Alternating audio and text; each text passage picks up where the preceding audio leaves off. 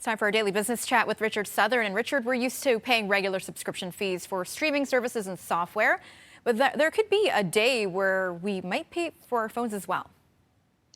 Yeah, Bloomberg News had an interesting story today, Melissa. They are reporting that Apple is getting set to roll out a subscription service whereby you could pay monthly through your Apple account to ostensibly rent an iPhone instead of paying thousands to buy it outright. Now, of course, you can already kind of do this through Bell and Rogers and all the cell phone players here, but this would be the first time that Apple would allow you to pay monthly to directly buy a phone from them. The subscription model would allow customers to pay a monthly fee through their Apple ID or App Store account, according to Bloomberg News. The report says it could help Apple generate more money and make it easier for consumers to stomach spending thousands of dollars on a new device. The idea reportedly is to make buying an iPhone or an iPad kind of on par with paying for an iCloud storage account or an Apple Music subscription monthly.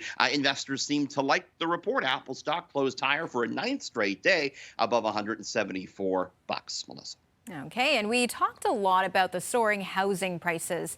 And now one Toronto sports team says its players are getting priced out of the market.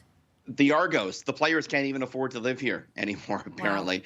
Wow. The GM Pinball Clemens said that Toronto's at a distinct disadvantage when it comes to the rent prices here, in that a lot of CFL players simply cannot afford the rent in Toronto proper. Of course, we're not talking about the same sort of salaries in the CFL as we are in other pro sports. The average CFL player makes between $60,000 and $100,000 a season, much less than in other sports. I mean, Vladdy Guerrero, the big slugger for the Jays, he's pulling in $7.9 million. He can afford the rent. A lot of the CFL players can't. The average two-bedroom rent in Toronto is now above, or the average one-bedroom rent above $2,000 per month. So even the poor Argos getting priced out of the big smoke like many of us are, Melissa. Wow.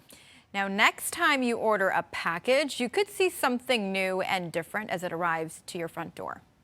Yeah, the FedEx delivery person could be on a little electric vehicle. This is something FedEx has actually been testing out for a while here in Toronto, little electric vehicles. And there are reports today the company is going to expand the use of these to other cities. FedEx says it hopes this will help them address what they say is the biggest problem they're facing right now, and that's lack of parking.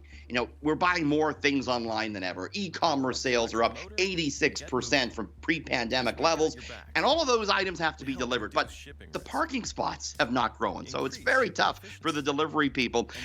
FedEx is reportedly encouraged by early results of its trial program with the electric vehicles here in Toronto. Apparently, a courier can deliver 15% more packages per day using these carts than with a traditional delivery model. Real quick, before we go, I want to mention the price of gas because we're keeping a close eye on that. Gas going down 2 pennies tonight, but look for a 3-cent uptick on Sunday. Tomorrow's going to be your cheapest bet for a fill out, Melissa. All right. Thanks for joining us, Richard. That's business editor Richard Southern. Thank you.